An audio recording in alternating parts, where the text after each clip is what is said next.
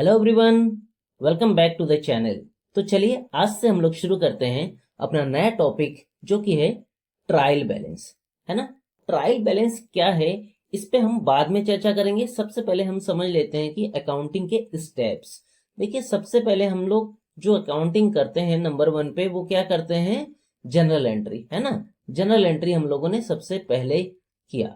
उसके बाद हम क्या करते हैं, इन जनरल एंट्री से फिर हम लोगों ने लेजर में पोस्टिंग करना सीखा, जिसमें कि हम लोगों ने बहुत सारे अलग अलग अकाउंट्स बनाए हैं, है ना। उसके बाद अकाउंटिंग का हमारा थर्ड जो स्टेप होता है वो होता है हमारा फाइनल अकाउंट, जिसमें कि हम लोग trading and profit and loss account बनाते हैं और बैलेंस शीट बनाते हैं,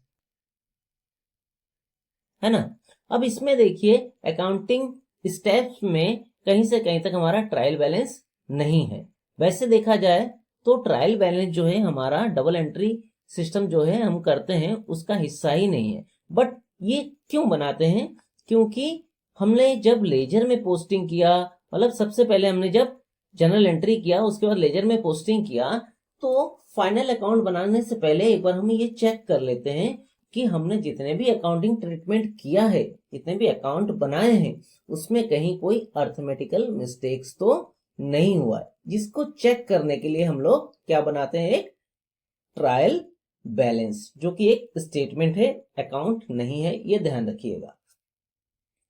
तो चलिए अब हम देख लेते हैं कि ट्रायल बैलेंस को बनाने के लिए हमें क्या क्या करना पड़ता है। सबसे पहले तो हमें ट्रायल बैलेंस को बनाने के लिए क्या चाहिए, सभी अकाउंट्स के बैलेंस हमें पता होना चाहिए, है ना, जितने भी हमने अकाउंट्स क्रिएट किया है। अब देखिए, अकाउंट्स के बैलेंस या तो हमारा डेबिट में होगा या क्रेडिट में होगा, है ना। तो सारे अकाउंट्स के हमें बैलेंस जो भी डेबिट में है तो उनके डेबिट में लिखना है, और जो क्रेडिट में है उनको क्रेडिट में लिखना है।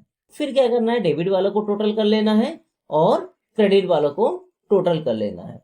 उसके बाद हमें देखना है कि सारे अकाउंट्स जो डेबिट वाले हैं और जो क्रेडिट वाले हैं उसके टोटल इक्वल आ रहे हैं या नहीं आ रहे। अगर इक्वल आ रहे इट मीन्स हमारा जो भी सारा अकाउंटिंग ट्रीटमेंट हमने किया वो सब हमने सही किया, जितने भी अकाउंट्स बनाए वो हमने सही बनाए। और अगर नहीं आए हैं तो फिर इट मीन्स कहीं ना कहीं कोई एरर रह गया है, उसको फिर आगे फर्दर सॉल्व करना होता है, ठीक है।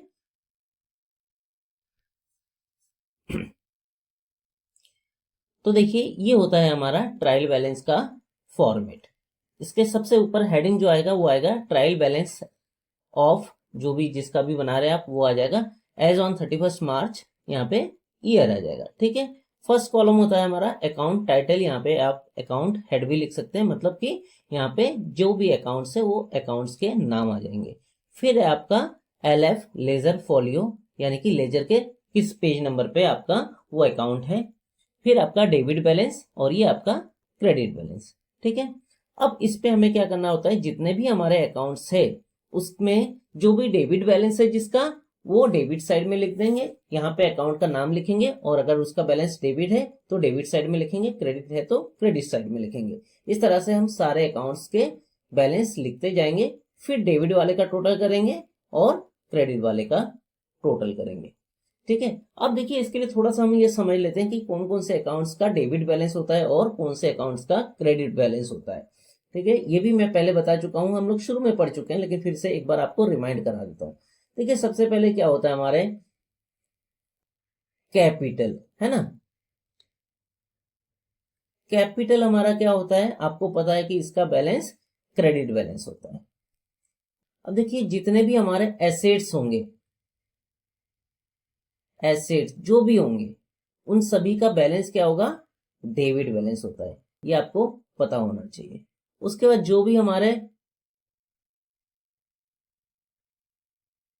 लाइबिलिटीज होंगे उन सभी का बैलेंस कहाँ जाता है, क्रेडिट साइड होता है बैलेंस, क्योंकि लाइबिलिटीज का बैलेंस हमारा क्रेडिट बैलेंस होता है। उसके बाद जितने हमारे एक्सपेंस है, एक्सपेंस है उसका हमारा डेबिट बैलेंस होता है, और जितने भी इनकम है उसका हमारा क्रेडिट बैलेंस होता है। ये आपको पता होना चाहिए, और इस हिसाब से सारे अकाउंट्स के हम नाम लिखते जाएंगे यहाँ पे और उसका बैलेंस लिखते जाएंगे, फिर हम टोटल करके देख लेंगे, यहाँ लिखा जाएगा टोटल।